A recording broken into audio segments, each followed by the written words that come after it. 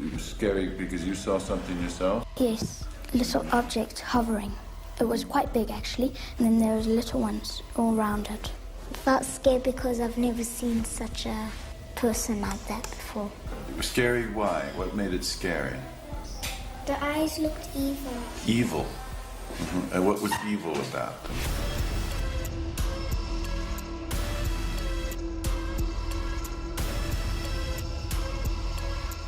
What I thought was maybe the world's gonna end. Maybe they're telling us the world's gonna end.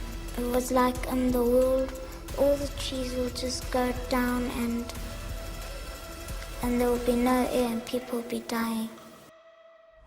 On September 16th, 1994, Zimbabwe was home to one of the most widely documented and profound mass UFO sightings in modern world history.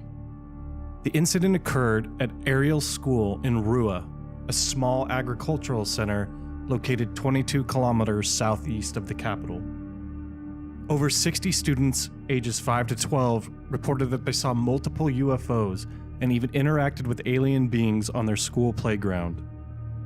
We saw something silver, and then we quickly ran to the logs, and we saw a silver thing, and we saw a man standing next to it. What was it? What did it feel like when he was looking at you? I felt scared. 2 days prior to the incident at Ariel, there had been a number of UFO sightings throughout southern Africa. Numerous reports of a bright fireball passing through the night sky.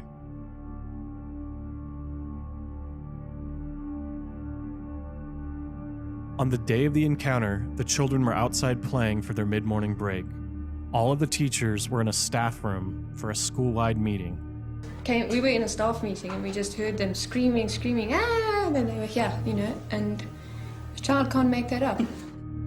Behind the Ariel school was a schoolyard, a large field where the children would often play. Past that area lay a rough bushland.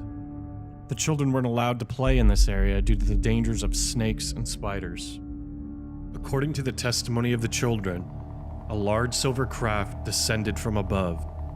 They came to a rest hovering above the restricted bushland area just beyond the schoolyard. As the craft descended, the children rushed to the edge of the schoolyard to get a closer look. That's when they noticed 2 humanoid figures. According to their testimony, the first sat atop one of the crafts, while the second moved back and forth along the ground in front of it. And then we saw something shiny, so we all ran down over there. And it was in the early morning? It was at break time. Yeah? And then we saw something shiny. And we saw two people. They were in tight black suit. And they had big eyes. And we didn't actually see their nose. It was quite small. And their mouth was quite small as well. One of them was running in slow motion up across the ship. And the other one was standing beside the ship. Some of the younger children thought the little beings were Zivakwambo, a type of evil goblin from Shona folklore. They burst into tears, fearing that they would be eaten.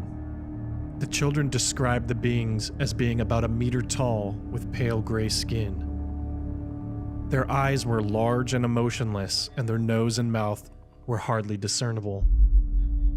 As the children stood and watched, many reported the feeling of dread suddenly coming over them as they locked eyes with the beings.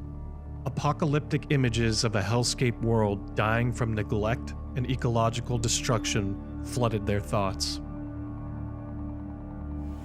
What I thought was maybe the world's gonna end. Maybe they're telling us the world's gonna end.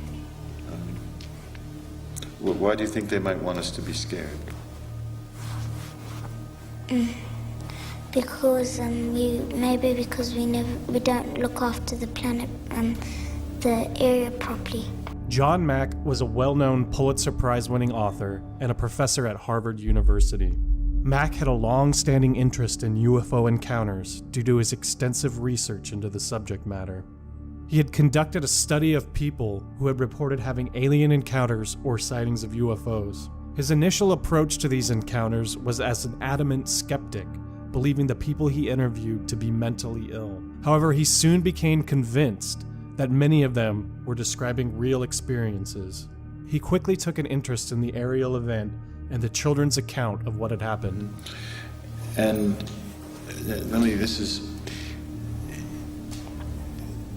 is this an idea that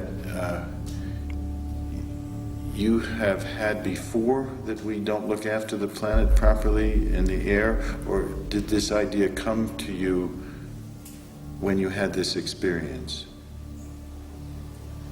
When I had this experience.